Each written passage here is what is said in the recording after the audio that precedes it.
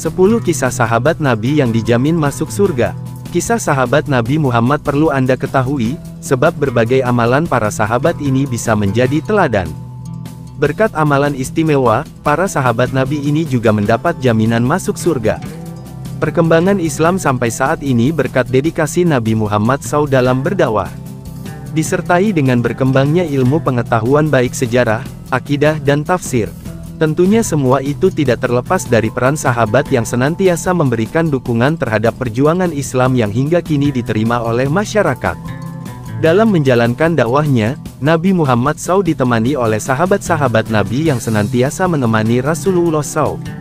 Sahabat Nabi menjadi salah satu khalifah yang paling dekat dengan Nabi Muhammad SAW, mereka menjadi penyemangat Nabi Muhammad dan berkontribusi terhadap perkembangan Islam di masa lalu. Dalam hadis riwayat Imam Tirmidzi, Rasulullah SAW bersabda, Abu Bakar di surga, Umar di surga, Utsman di surga, Ali di surga, Talha di surga, Zubair di surga, Abdurrahman bin Auf di surga, Sa'ad di surga, Said di surga, dan Abu Ubaidah bin Jarrah di surga. Ke-10 sahabat Nabi Muhammad SAW ini dijamin masuk surga. Allah SWT pun menjanjikan surga bagi sahabat Nabi karena banyaknya amalan istimewa yang telah mereka lakukan semasa hidup di dunia. Kisah dan teladan mereka menjadi kisah yang inspiratif bagi kaum muslim di seluruh dunia. Banyak kisah teladan 10 sahabat Nabi Muhammad yang dapat dikenalkan. Abu Bakar As-Siddiq. Setelah Nabi Muhammad SAW wafat, Abu Bakar meneruskan kepemimpinan di Madinah 624–634 m. Keputusan Abu Bakar ditunjuk menjadi khalifah berdasarkan musyawarah karena dedikasi Abu Bakar sangat besar, seperti ia merupakan orang pertama yang membenarkan peristiwa Isra Miraj. Ia merupakan sosok yang setia dalam mendampingi Nabi Muhammad ketika hijrah ke Madinah, serta imam yang sangat gigih dalam melindungi orang yang memeluk agama Islam. Umar bin Khattab. Di bawah pimpinan Umar bin Khattab, agama Islam meluas hingga ke Mesir, Palestina, Syria, Afrika Utara, Armenia bahkan Eropa.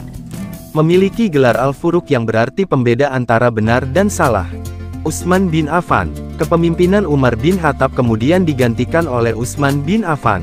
Ia mengemban tugas sebagai khalifah pada usia 70 tahun, ia berhasil memperluas Islam serta membangun infrastruktur di 12 tahun masa kepemimpinannya.